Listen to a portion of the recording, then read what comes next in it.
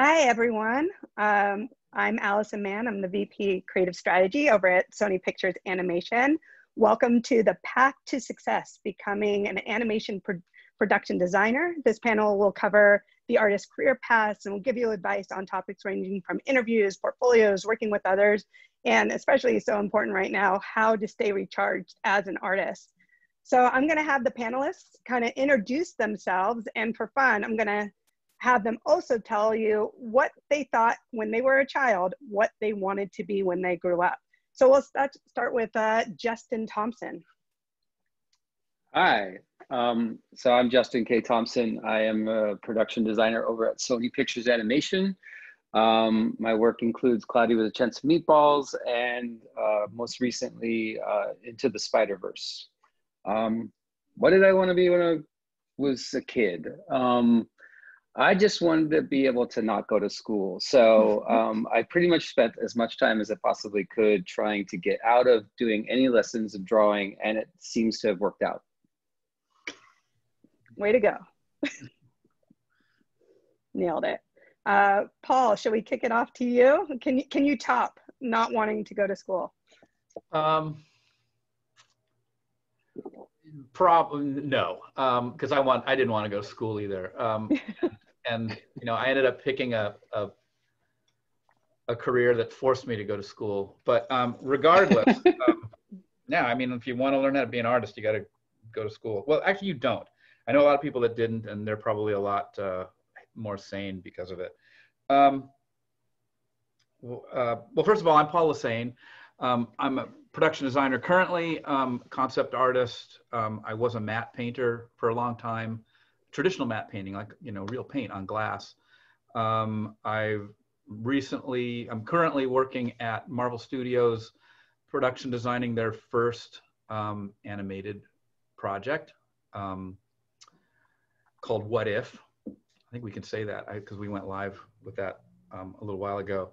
And I've been at Sony, I've been at DreamWorks, I've been at Warner Brothers, I've been at Leica. I was on Lord of the Rings, and I wanted to be an astronaut.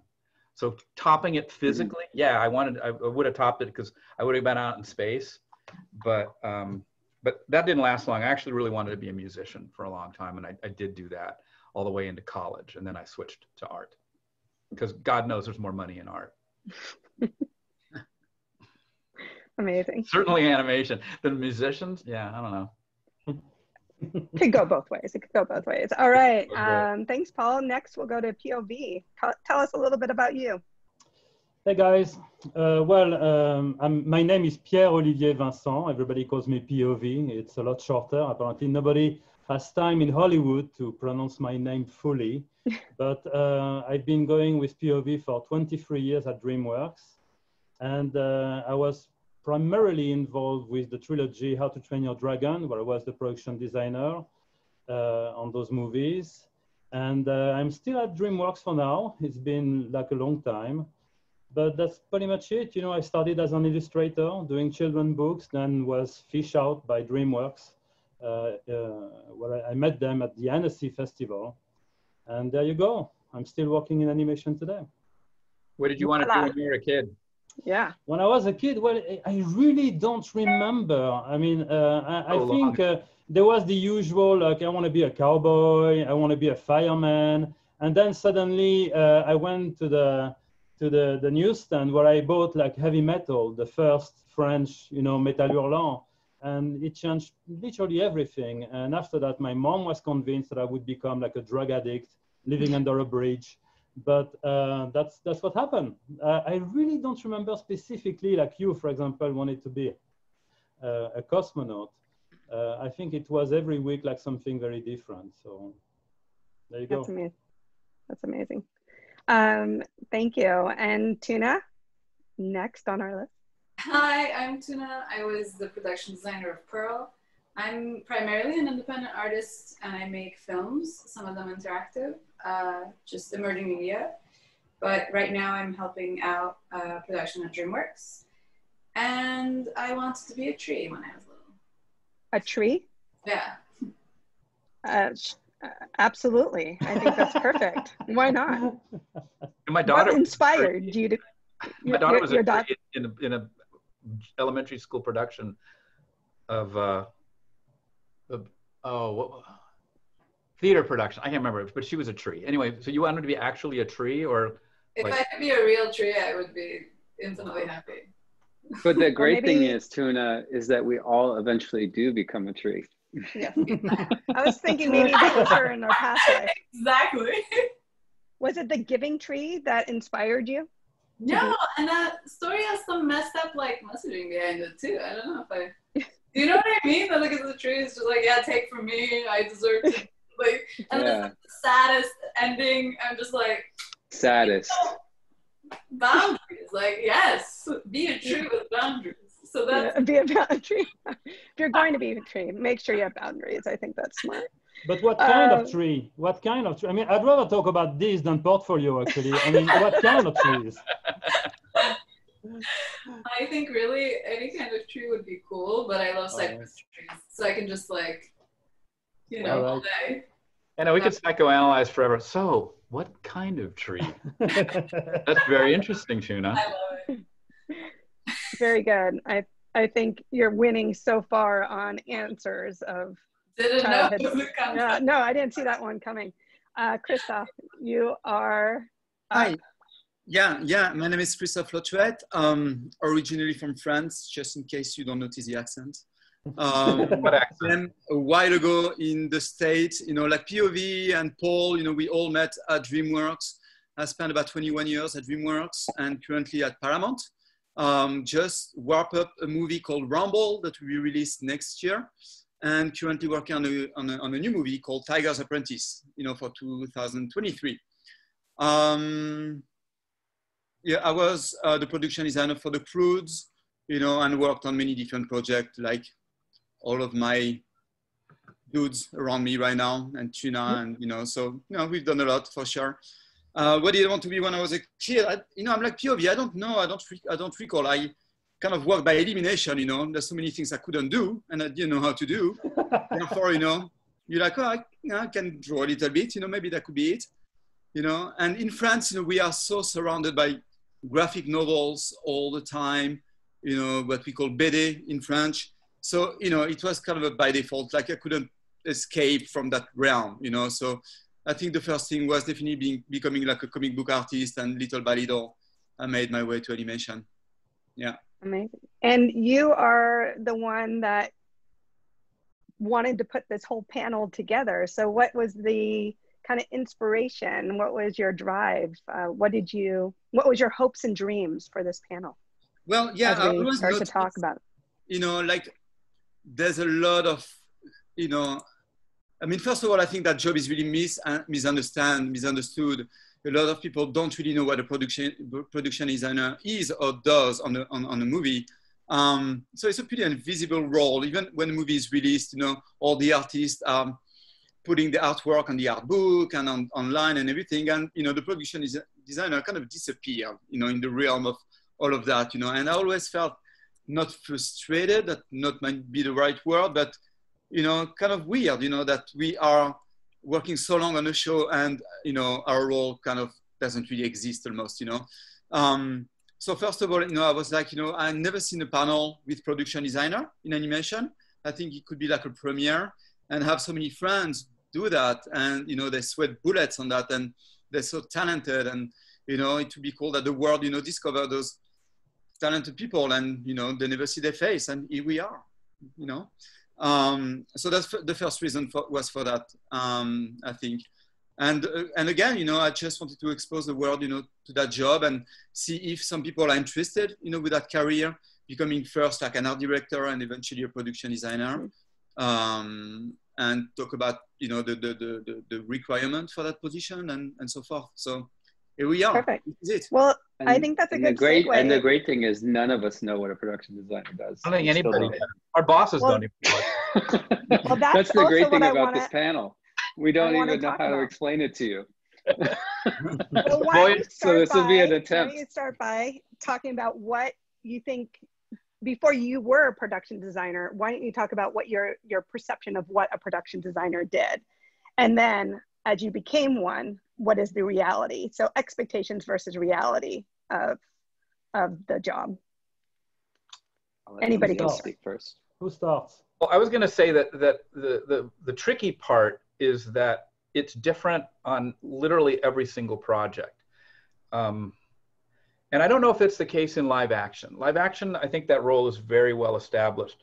To be honest, the role of production designer in animation is relatively new. And I remember when it happened, because I was there. It was Dark Gogol, who was, as far as I know, the first, quote, production designer for animation. And it was for the Prince of Egypt. And what it was he was a guy, he'd worked in animation before, he worked at Disney, but he was also working in live action a lot as an illustrator and a concept artist and storyboard artist. And we were embarking on the Prince of Egypt at DreamWorks' first show. And he was brought in to lead the art department, basically. And they were going to call him art director. And he was like, no, that's art director's secondary person. The lead person is a production designer. And they said, well, at Disney, the lead artist is always called the art director. And he goes, well, that's at Disney. He said, in the real world, it's the production designer. And basically, the production designer is the head of the art department, the head of the design team, the person in charge of all the art that ends up on the show, characters, props, locations. They're basically the manager of all the artists that do all the design work. What that person does, I don't want to say everything because I want to let a couple other people talk too, but what that artist does and what their skill set is different for every single artist. I'm primarily a painter.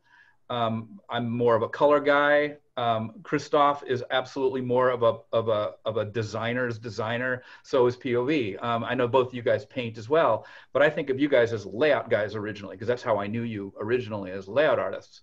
I know some production designers who don't paint at all. I know some production designers who don't design at all. I know some production designers who don't even do art. They're literally managers, and they're very good at their job. Portraits. Yeah.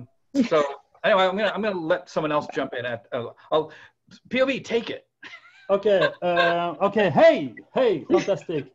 No, I mean, I agree with pretty much everything you said, but I think just by saying production designer, you're starting to get an idea of how the job is divided in two very distinct sections. I mean, you definitely have a more production side where you're more considered like as a manager, and designer, which would encompassate, you know, like the artistic side.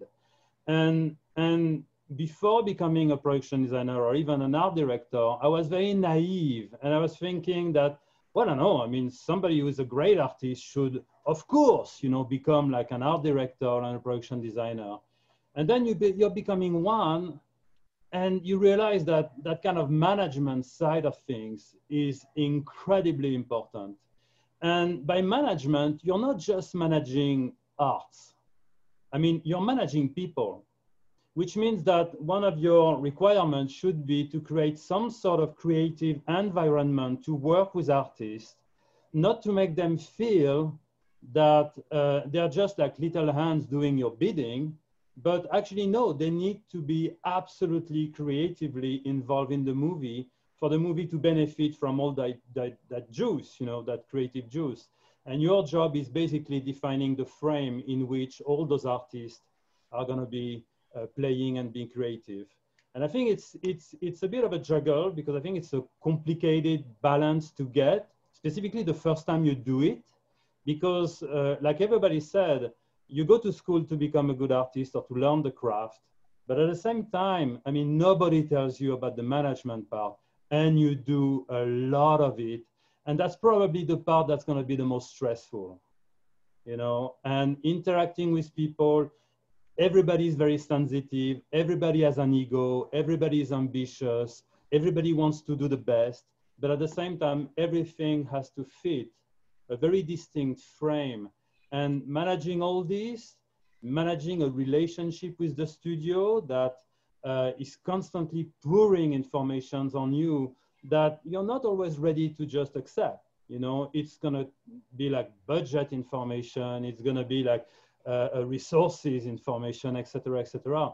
At the end of the day, like Paul said, you are responsible to deliver all the assets that are necessary to create this movie. And it's not only the art department, it involves like the entire production.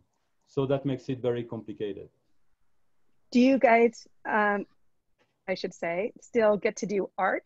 Like, are you in the weeds? Do you get to create? Do you feel artistically fulfilled as a production designer? Yeah, let me, I just felt like I want to step in here because I don't want to give everybody listening to this the idea that all we do is manage people. Depends on the project.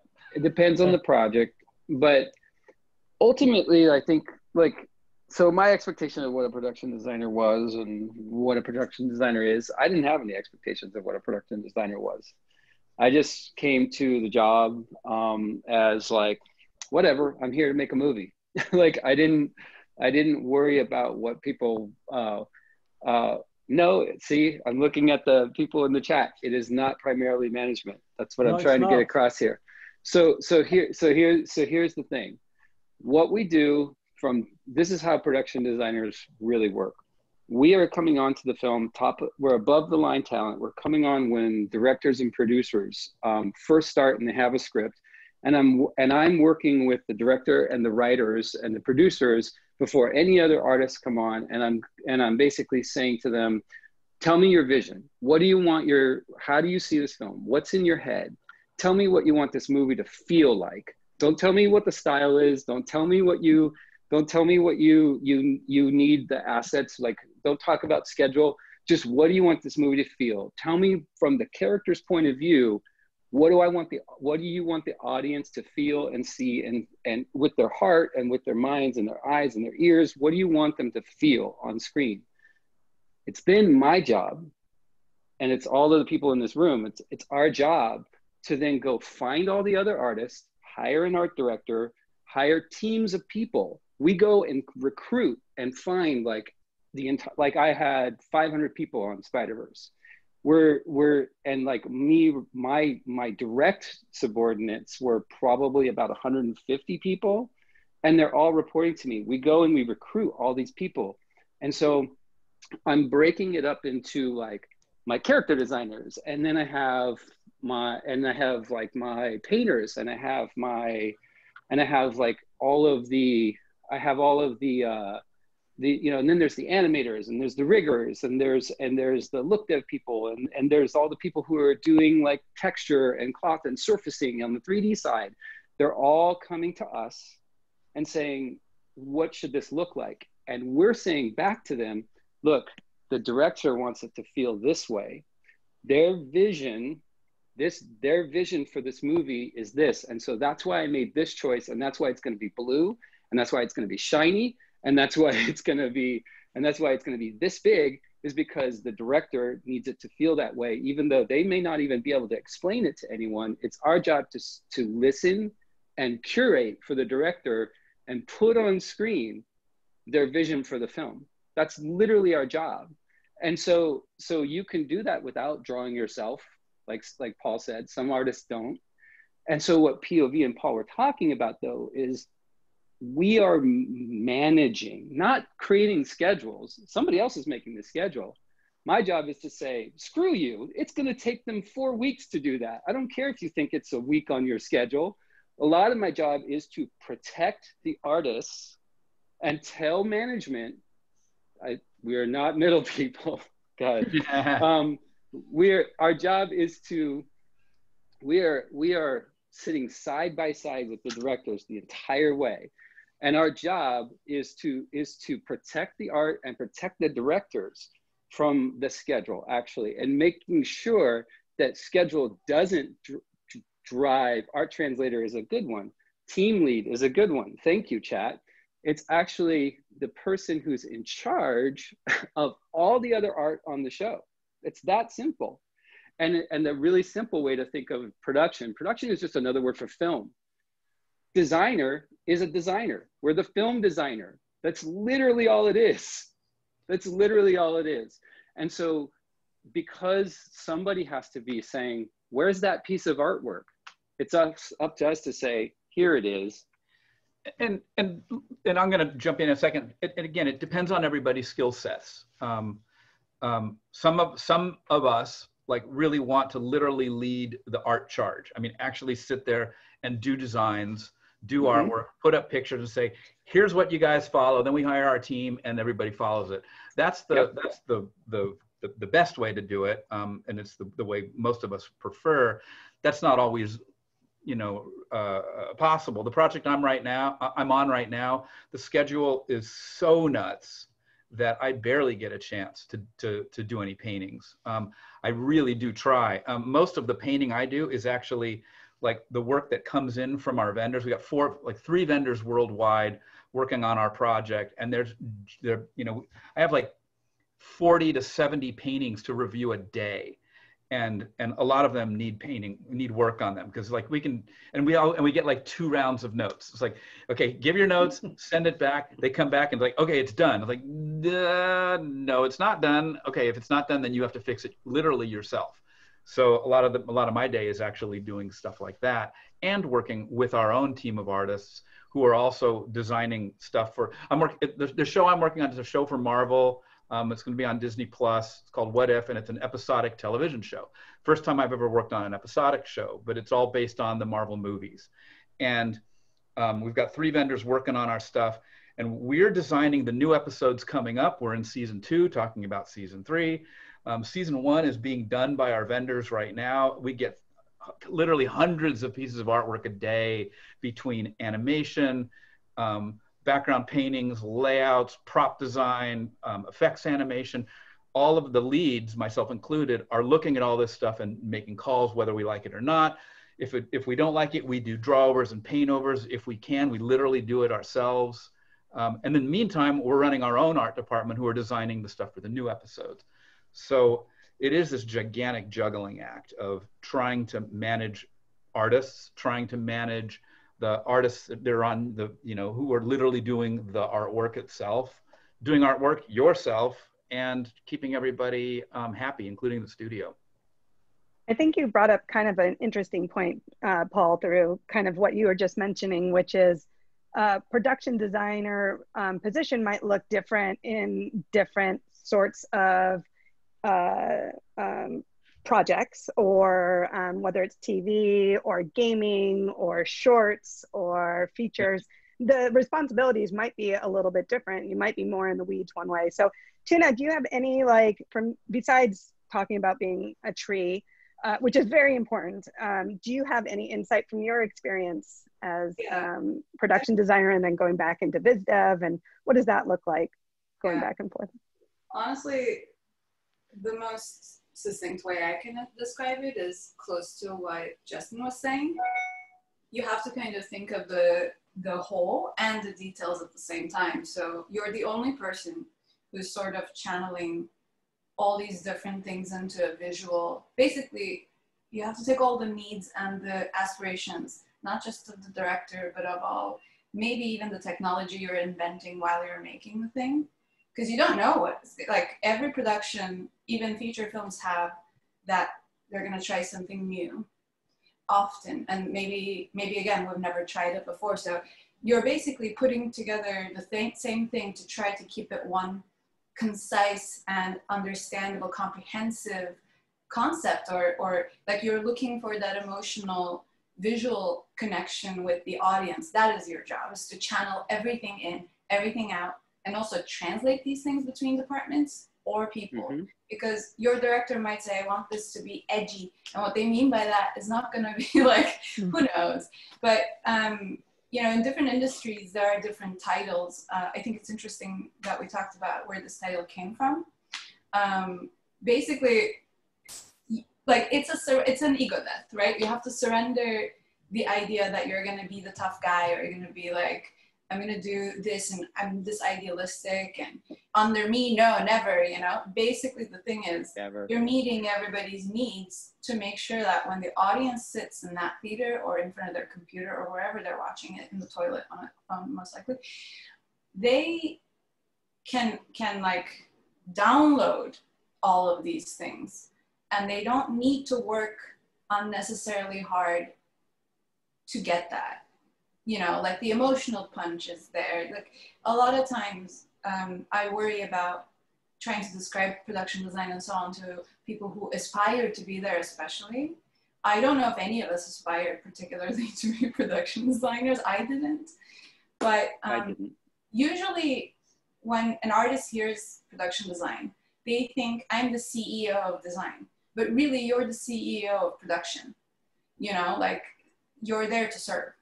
It's like really hard to get that concept, because when we're artists and we're starting out, especially, we want to have that freedom to have like, this is my taste. It's going to be better than everybody else's taste. And then you get to that job and you realize taste is a huge part of it, but it's not like you put the taste down and it still has to be built up on top of that.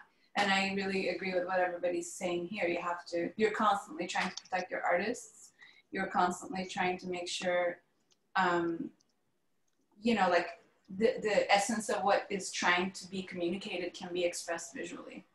It's a vague answer, but honestly, it is a vague job, but it is also easily misunderstood, right? Like it's not about, if you want to be a boss and order people around and that's your interest, like don't be a production designer. I think you it's can obviously do that, but you're not going to last long. You're not gonna like it. I think Tuna is absolutely right. It takes an incredible amount of humility, actually. It takes an incredible amount of humility and like just listening. And the best production designers, the best directors, the best producers, the best editors are very humble, and they listen to their teams, they listen to their directors, and they listen to their own instincts and their own heart. And sometimes what you're asked to do is, like Tuna said, not what your instincts are, because the director wants it to feel something different. So you have to find a way to deliver on what they want, and find a way to be humble and open, and find a way to still be expressive and original in ways that you might not have instinctively even wanted to try, and ultimately realize that you're actually serving the directors and their vision for the film and what they want, and that your sort of personal biases like against a color or a shape or a scale of a set or whatever is secondary to what the director wants the movie to feel like. And you have to somehow fit within all of that yourself, and curate and bring the best of everybody on your team into that. And I think that's what a lot of what that's what POV was really talking about when he said management. It's not like creating schedules. It's getting people to understand what the director means. A perfect example. Let me just give you an example. Phil Lord, one of the greatest people, I've done so much for my career.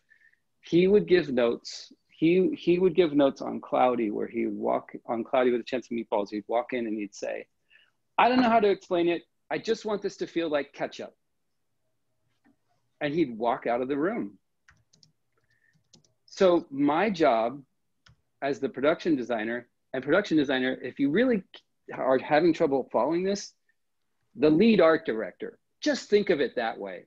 It's that simple. Whoever's in charge, whoever is the lead art director. So he says, I want this to feel like ketchup. And then I have 5 artists looking at me. I have 3 painters and 2 designers looking at me. What the fuck does that mean? And I'm going, okay, so I think what he means is ketchup is actually gives him a feeling of nostalgia. It's something very accessible. It's something sweet, has a little bit of savoriness, has to actually feel nostalgic, familiar, but it needs to be a specific, and he even said, as he walked out the door, and not the kind of like, I want the thick Heinz ketchup, the kind that I grew up with. So I actually understood that to mean he was trying to signal to me that this thing didn't feel nostalgic enough to him. It didn't make him have a sense of home. Again, what does the director want it to feel like? It's my job to make everybody on the team understand that. You know, and it's management. It's funny because I had a situation it's different but similar where, and I call it the reading the director's like mind, like talent. And yes, that is part of the job, is because the directors, I mean, unless they were like a visual development artist themselves. I mean, I know that a lot of people have been asking, how'd you get there? Most of us started as visual development artists at one point or another. And that's, we started as like, you know, I was a background painter. I started as a matte painter, background supervisor, art director, you know, visual development artist, and just you just keep going up and up and up. But it's from the design side of things. Anyway, but one of the roles really is trying to figure out what the director is thinking, because most of the directors didn't come up from the production designer ranks, except for Justin here.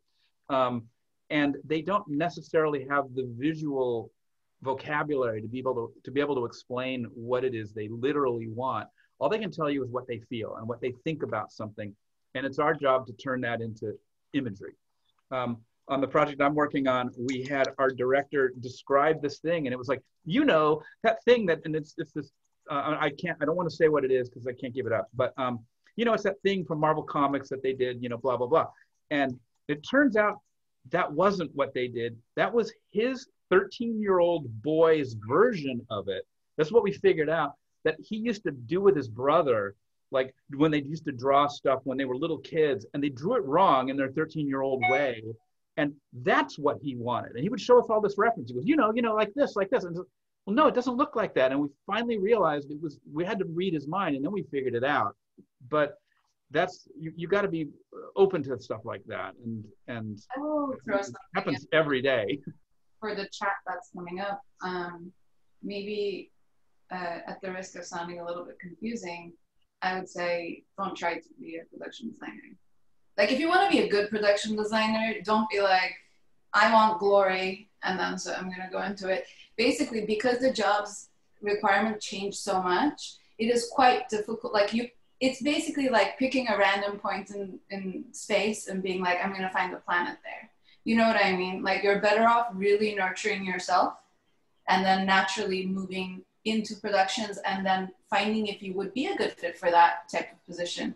Another thing I'd like to really bring up is my position is quite different than everybody else's here, who I respect tremendously. We haven't heard from Christophe yet, but for him, maybe it would be good to pass this on to him. In my case, I went in to invent a new style for something, and that was fun. But I think when you're full-time at a production, like a big animation studio, and you're a production designer, it is also like whatever they throw at you, you're going to have to kind of work on that movie. I mean, they give you a chance to decide whether you're a good fit for it or not. But do you know what I mean? Like, you're not going to go in and pick the project like, oh, I would like to work on a Batman film, and then they're going to buy the rights for the production designer and make a Batman. Like, it's sort of, again, like a little bit more about servitude at that point. And everybody here literally has so many more years of experience than I do, so I don't want to just say that. But if you're young and you're thinking, I want to be a production designer, my first question is, it's really more important to understand what you want, like not outside the role, you know. And then I think if it's coming from the perspective of how do we show ourselves to production designers so we get hired on productions, there isn't a magic answer. It's like most of us have some kind of social media. We're looking at stuff, but a direct message may not. Like, I can't really make time to check all the direct messages, sadly. It's like we find whoever we can find. And once again, I think there's a lot of self-worth initiated with that. If you're for whatever reason not picked for a job, it's not because you're a bad artist. Like, it is literally so hard to find both the availability of artists and also the artists that will blend together to kind of make one whole. And sometimes you're looking for counterintuitive things. I love looking at character design as an example. There are people whose styles you wouldn't associate with what's in the art of books. And sometimes they make the best character designers because they have something of their own to offer. So I would say, like, your own flavor, work on your own flavor and trust that people will notice it, because they will as you get better. Like, production design is not like one goal. You can make it your own. I was going to say, like, I think a lot of people think that one equates with, like, it's like the top of the mountain. Being a production designer is like where I need to achieve or what I need to achieve. That's like the end, art director. But I think there's also a very strong individual contributor side too, right? There's two different paths. Alison, can I say something on this? Actually, yeah, it's sure. interesting because, I mean, sometimes you're not ready for what you're starting, and I ended up working 14 years on Dragons, so it's a huge chunk of my life, and I didn't know that when I started, and I think every artist is very different. Every production designer on this panel probably is very different too. We more or less all have to do the same thing, but we're going to work with very different people, which is going to force us very often to change a little bit the process. Some directors are incredible artists, and then you're going to get a drawing, you're going to have a drawing discussion with this person, and it's incredible. Some directors don't even know how to describe what they feel, or it's very complex on that matter. But I think as an artist, you should listen to yourself and try to feel when there's a moment in your life where you're going to be also interested in something else than just doing a nice illustration, a nice design, a nice painting. I know that I wanted to be a production designer much before it actually happened. And actually, I'm happy that the studio didn't give it to me at the time I was asking for it, because I don't think I was ready. And that's just me. I mean, Why some didn't you artists, think you were ready? I don't think I was ready because I think I was too much still trying to prove myself as an artist. I was still trying to show everybody, look, I can be a good artist, therefore I should be a supervisor. But I wasn't ready yet. And I think, yeah, I think that was the best thing for me, to wait a little bit, to first get an art direction, try to see the ropes a little bit, try to understand, what it means to work with management, what it means to work with artists, but on a little bit of a softer side, still a little bit more attached to art. And then later, I got into production design. And what I want to say, because I mean, I don't want people to think that it's a terrible job, it's a horrible job. It is difficult, but you're going to have like an incredible level of intimacy with the project, which might also come at a certain age where you're ready for it, where you're also interested in maybe other things than just doing a nice image or a nice design, which is absolutely fine. And I still do that when I do Viz Dev for other projects. But I really enjoy trying to get in this kind of area where I finally understood why some of the choices were made by even companies or directors or producers, because in a way it helped me to do also maybe a better job at, in some case, doing illustration and design. And once again, I'm not saying that's for everybody, but I think there's a moment in your life where you're going to feel that, okay, you know what, I'm going to try it out. I think there's something in there that I might be interested. Some people are going to have like a horrible time, and they might not enjoy this at all because, like everybody said and stressed very clearly, it is complicated.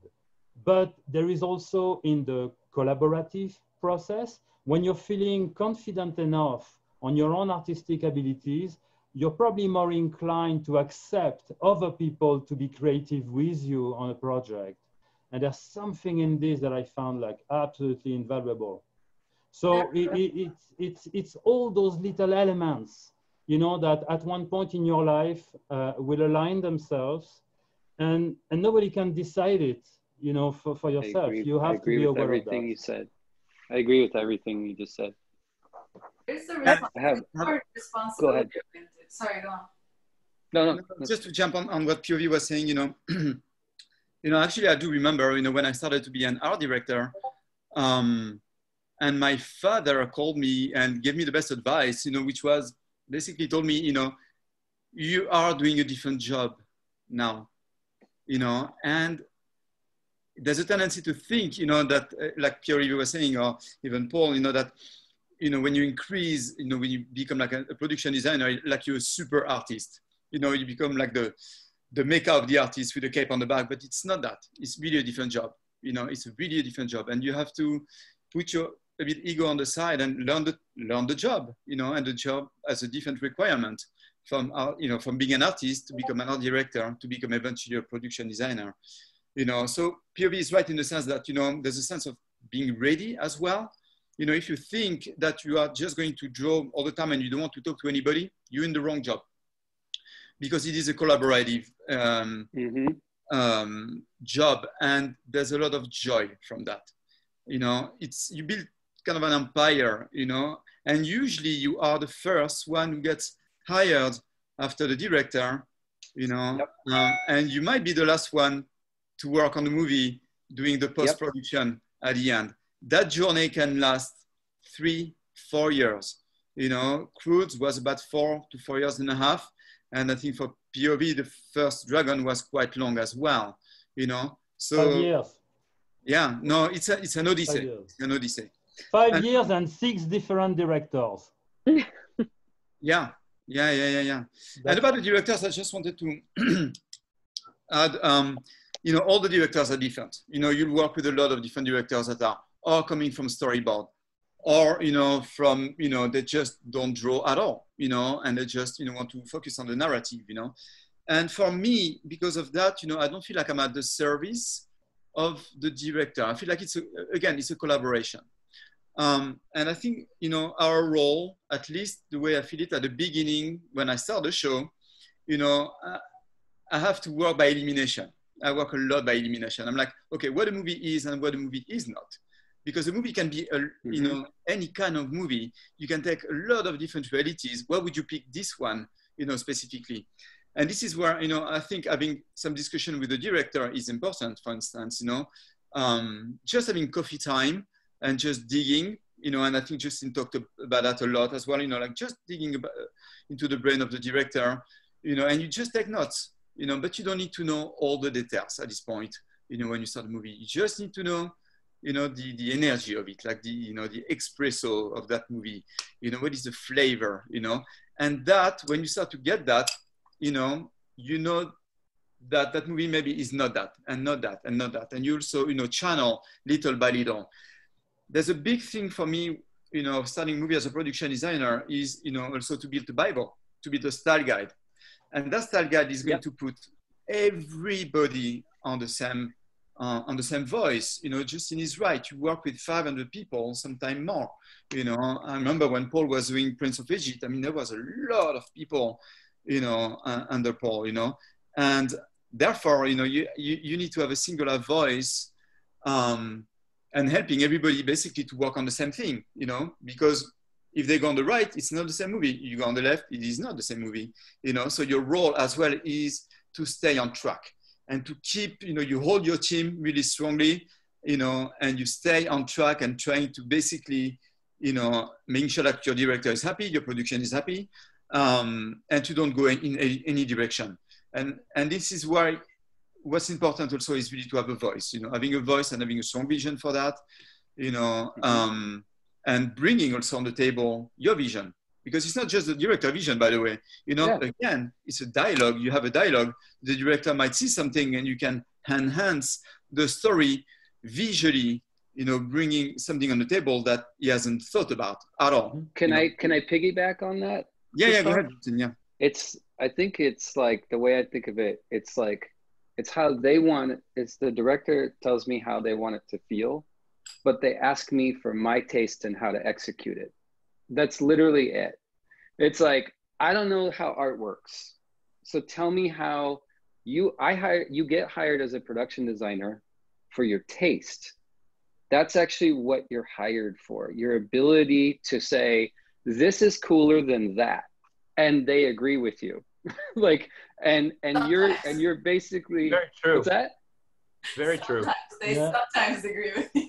And sometimes they agree with you. Well, so hopefully they agree with you. They'll and say, when they don't agree with you, you usually get fired. I mean, that's actually happens. That's literally it. Yeah. You're going to be, if they don't think your taste is good, you're fired. Or if it's just different. Yeah. I mean, because, and also flip that around. I don't want to work for a director who doesn't appreciate my taste. Like, flip that around. Like, why would I want to work with a director who has no interest in my taste? Like, I have, you know, there's people who can do photorealism better than me. That's just not what I do. I'm just not interested in it. I mean, there's also the idea that, like, you know, one of our jobs is to also be able to like pull off different kinds of taste, you know, like I mean, that's kind of where I'm at right now. I'm doing a style that I'm really not used to. I love it. You know, I had to kind of learn it myself. And there's projects I've worked on where it's like, wow, I really don't know how to do that, but damn it, I'm going to learn. And, you know, obviously the more things you can pull out of your hat, the more employable you are. Can I say something on the style? Yes, please. Oh, I'm just bouncing off what you said, Paul, because it's kind of interesting how the industry today is kind of evolving as well. I mean, when we all started, I mean, I started at DreamWorks, you know, for feature animation, but more or less, everybody was kind of trying to target an audience that had been shaped by Disney standards, you know. Disney starting animation like back in a million years ago. I mean, the public is kind of trained to accept like Disney-like product. And I think a lot of studios were trying to target this. But recently, animation is shifting a little bit. You have different platforms that are also offering very different styles of animation, which I think is a massive opportunity for artists that want to eventually jump into production design, doing something slightly different. Because, I mean, I mean, you did it with Spider-Verse, but I think it's a proof that something is definitely happening in this, and it's kind of interesting. I think Tuna's doing even better at it. I think Tuna's actually putting me to shame. I don't know. You guys are all doing a wonderful job. Guys, we have about 10 minutes. I was thinking I had a. Oh, do you want to try? Yeah. Really fast? Everybody's just asking about that between art director and production designer. Yes. And if you don't mind, I think it's nice to like try to address it a tiny bit. Basically, as an art director, I feel like your tasks are a little bit more concise. So if you're the art director of visual effects, you know you have to make visual effects look good, and that's a whole journey of its own, and it's super difficult. But production design is kind of what they said, holding 500 people through the dark night, and you're trying to make sure nobody falls to the holes, and you make it through, and you also don't know where everything is headed. Like you know where you want it to go, but it's that having to, like, let's say you decided, oh, we're gonna set this movie in like ancient Aztec civilization. You then have to, you can't be lazy, right? You have to go figure out how that's gonna work. So you have to make sure that it's like respectful and authentic, and you're not just jumping to these obvious, like, oh, it'll be cool, it'll be Aztec. Like, no, it has to really be figured out. And basically it's not gonna be what you thought it was gonna be, even if you have sound vision. You're gonna get closer to it and be like, ooh, that cool thing I thought is about death rituals, and maybe we can't do that. So how do we like find another way out of this mess? So it's just constant. But you have to start that earlier on. I mean, it's not like you guys come in with a team of 500. Exactly. Like everybody, like you're early on in inception, most of you, right? So you work with in before it's even sometimes greenlit by the studio. You're helping. Really, it might be a team of 4 people, and it's your job to come up with that strategy. I mean, right? You're giving just a point of origin, and after that, you can only hope to make it better and better and better. I think when we do something in the art department, we go as far as we can. But then if you go to modeling, if you go, all that is going to take a different shape, and you're kind of trying to balance it. But the goal is always to get to a better spot, you know, I mean, to a better place. And that's very exciting, because it's also one way to deal with your energy level during a production that might go over like 3, 4, 5 years. For all my parents out there, sorry. No, but I mean, every time you're going to see something in a different department, I know I get really energized by that. And that's my way to go through something that is very difficult and long. Hey, I'm seeing a number of questions of like, how do you get to that point? How do you become a production designer? And the quick answer is, man, you got to pay your dues. And it's not just paying your dues. It's like, you don't just like apply for the production designer job. You're literally asked, you're invited. And you're invited. The only way you're invited is by proving yourself for many, many, many years. I mean, usually there's always that one person who gets lucky. There always is. And but for the most part, it's, yeah, I mean, like you've shown your work, you've done your work, you've gone through the ranks. I mean, my journey to production designer, first of all, I didn't even intend it. I started out in the industry as an illustrator. I then became a matte painter, a live action matte painter, doing paintings on glass. I did that for 7 years. But by the time I was done with that, I was running that department. So then I had management skills.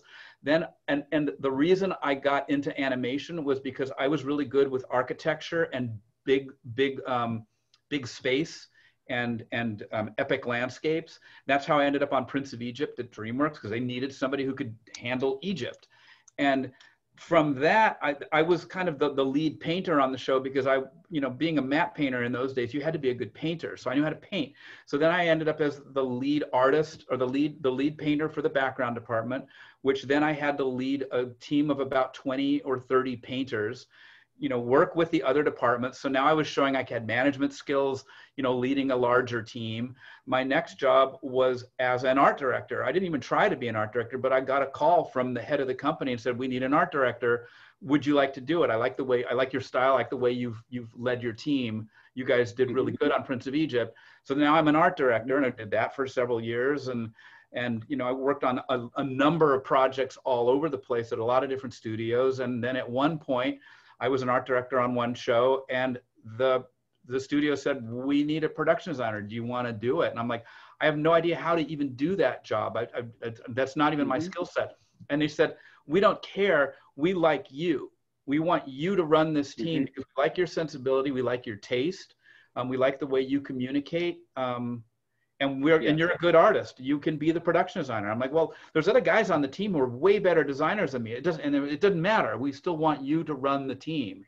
And so, and I put together my art directing team, and I had 2 art directors. And the way I split it up personally is I usually want a color art director and a design art director. And so the color art director handles everything having to do with color. That's character colors, that's painting, that's compositing, that's color keying. And the layout art director usually does, is more about shots, is more about designing sets.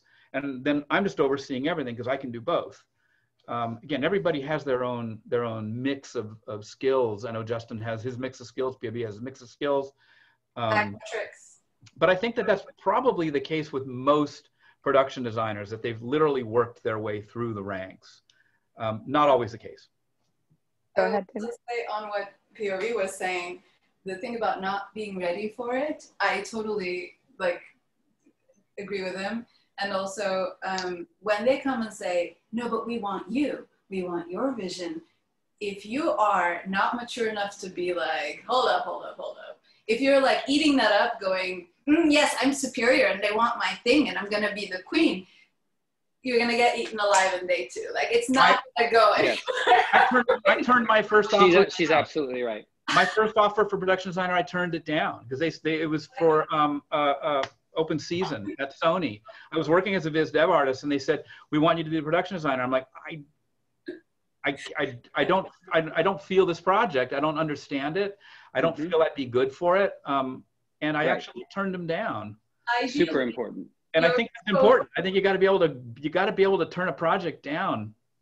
Ideally, you should be exposed enough to the procedure to know that it is a big task and actually understand how can one person actually do that? If you're not a little scared, then you don't know enough about the job and it's going to be really difficult. I think that's a really great statement, Tuna. If you're not a little bit scared, I would underline that. You're probably you're in for a world of hurt, because, and what they're saying is right. The project and the director, I've made movies, but there are so many projects that I wouldn't be right for. I'm just you, and there's even projects with directors that I wouldn't be. There's projects I want to do, but I know I wouldn't be good with that director, because the way our communication skills work together, because it's all about communication and our ability to translate each other's brains and our ability to just, understand, and for me to curate on their behalf, and even on my behalf, to be able to explain to the director what my taste is. That's actually hard to do if you're coming from a point of view that's so obtuse that you can't relate to a person. So, I mean, it becomes like it just becomes about finding those people that you work well with. And like they said, you got to be invited. It's probably out of a weird thing. I don't want to. All right. Are we? All right, panelists, you guys, we're running out of time and we have so many questions, which we're not going to go through, but if you guys are interested, my panelists, in answering any of them, I'm going to pivot just for this last couple minutes. There's a lot of people wanting to know, how do they catch your eye? So how do they build a portfolio? How are they on social media? Like, how do they get in the door? How do they get on your team? They want to work with you guys. So folks, I have to stop saying guys, folks. I get it, don't worry. I'm not. Most of us work at a studio. Most of us. And again, I don't speak for everybody, but generally, we're at a studio, we're at a game company, and there is usually a recruiting department. If you, like, my biggest advice for anybody, wanting to get in the door or wanting to move into any position, learn who they are, and you can find them. Like, you can just literally go in, Sony Animation recruiters. Their names are out there. I mean, most of them have social media themselves. Those are the gatekeepers for the most part. I mean, yeah, if you know us personally, yeah, you can always, you email one of us. But we do get inundated. We actually don't really like that very much to get, find us personally. I mean, you'll find us at Lightbox. You'll find us at the various, what are the, Comic-Con or whatever, you'll see us around, but for the most part, it's the recruiting departments from the studios.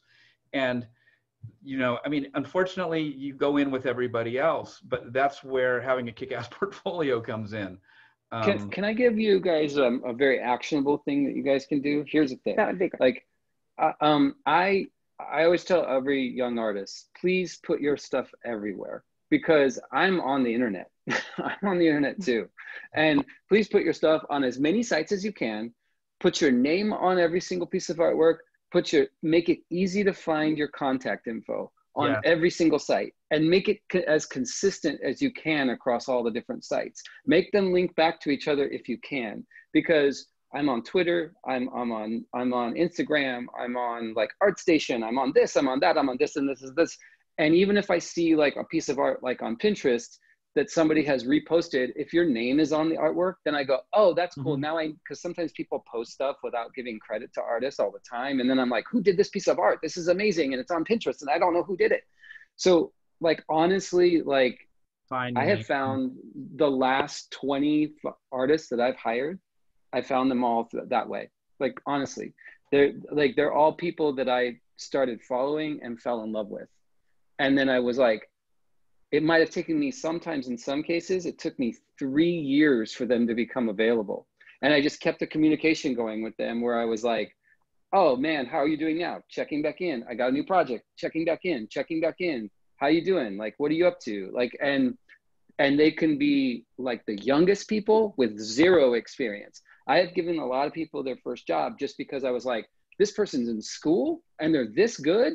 This is awesome. I'm going to put them in my Rolodex of artists that I want to hire someday. I've even called people while they're still in school. Do you want to quit school? Or you want to finish school? Like, okay, great. Like, it's like, all right, you finish school. When you finish school, call me. Like I've literally, it's my favorite way to find artists. I would say something similar, but a little bit different. My job is a little bit more independent, more project-based than, I don't see myself as recruitment for a company. And I don't recruit for companies. Exactly. But I think it is a very different task. I don't know if I'm going to be there 10 years later when you're done with school, right?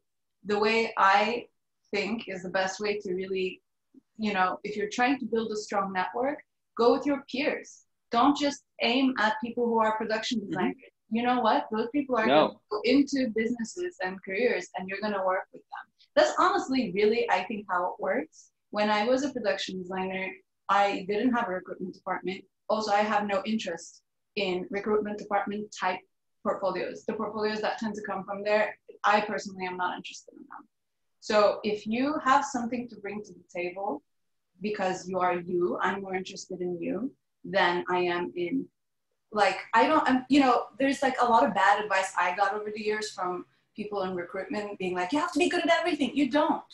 Like maybe be eventually a production designer, you're gonna have that knowledge, but like my man be giving crazy advice, like you have to draw like you don't have enough eye shapes, and I'm like, what are you talking? Like that's literally a thing I got. That was supposedly the reason why I wasn't joining a studio. So like take it all with a grain of salt if you can, and invest. Like I went back to people I had been tracking for years, new people, yes, and just give it flavor, give it all the flavor, and be playful. Because then I know you have, like, we're not just gonna get a character design or like art direction or whatever from you. You're gonna be a part of the team. Like that's, you know, Michelle Obama talks about marrying Barack, being like, why would I pick somebody who can't play at my level? Like, I don't want a weaker player on my team. And that basically you always feel a little bit like that. And that strength isn't always about your art quality, like how well you render an eyeball, you know? Like that's not what we're necessarily looking for, at least. Yeah, you know, on the portfolio really fast, you know, you don't have to try to be somebody else either, you know, like, you know, because we look at so many portfolios, so many people around the world, and, you know, we're going to definitely gravitating towards, you know, people who also have something really special, you know. So don't second guess, you know, don't try to be another artist, you know, that position is already taken by someone else anyway, you know. And really I just invite you guys, you know, to work hard, you know, and Paul said it earlier, you know, like there's no, you know, nothing is going to get out of a magical hat, you know. You definitely have to do your dues, you know. So technically you have to be good, but also, you know, I want to see through your art who you are, you know, and that definitely is going to bring some ideas of how I can use you for the show, for instance, you know. So Tuna is right, you know, you don't have to be good at everything. You just have to milk what you love and have a good reason to wake up in the morning and to be creative, you know, on a daily basis. And that should give you the job for sure. And that goes back to taste. That goes back to taste. Like you got to be able to draw well. You got to be able to paint well, but I'm not hiring somebody just because they draw well. I'm literally not. There's a lot of people who can draw well. There's a lot of people who paint well.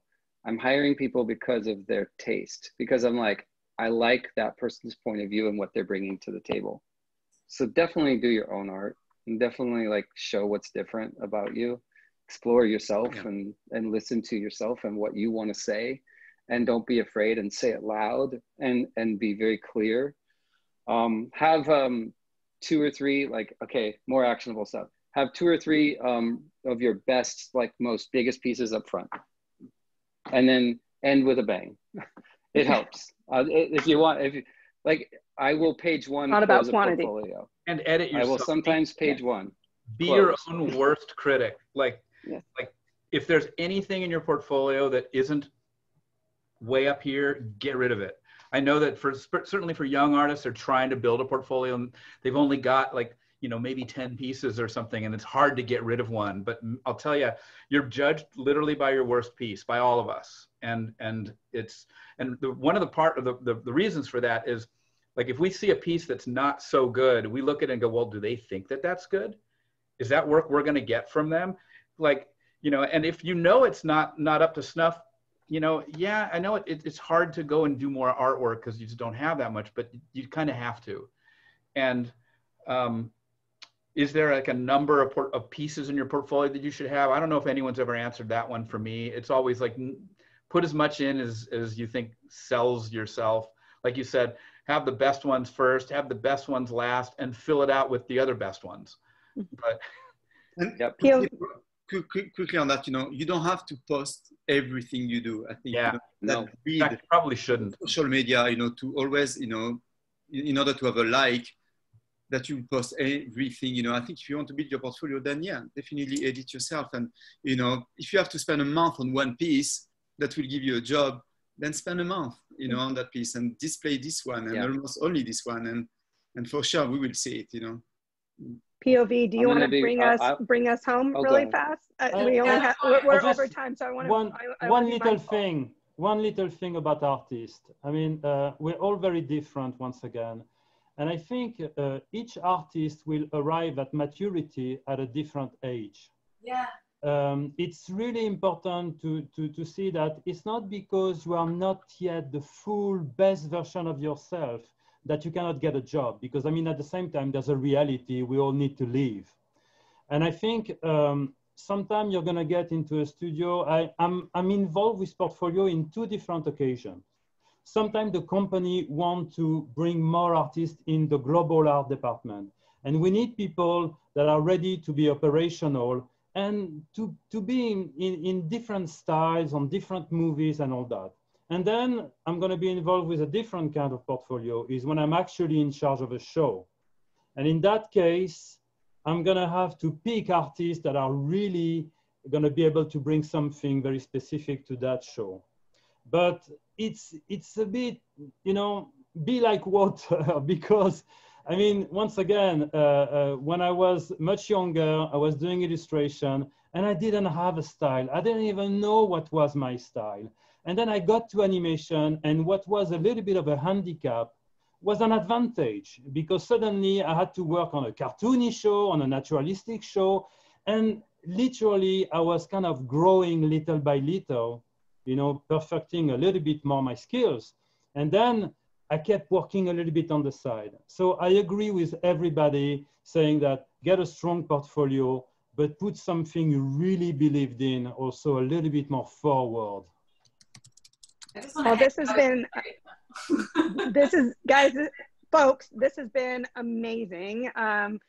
We are seeing comments that we should do this again very soon. I think we could do this for another easy hour. Maybe next time we do it around 5 p.m. and we can do it as a virtual happy hour. Maybe we'll even get even more fun answers as we're drinking and talking. But for any of the attendees that came in late, don't worry if you missed any of the beginning. Everything will be on YouTube's, the Concept Art Association's YouTube channel. I'm sure most of us who have social media will be posting the link on our social media as well. We would love to answer all your questions, amazing questions. Hopefully, again, in the next round of conversation, we'll be able to do so. So thank you so much for the panelists and attendees for coming. Alison for a second for dealing with our crazy, like, thank you, Alison. So much for hosting, and Christophe, thanks for putting it together. Yes, thank you, We're such a hard bunch to control. So delighted to have you guys, and thank you for saying yes to that panel, by the way. Yeah, thanks for putting, thank you for putting this together. Our pleasure, thank you. This was epic. Thank you, guys. Bye. Folks. Bye. Bye. Good night, Box. Thanks, everyone. Bye.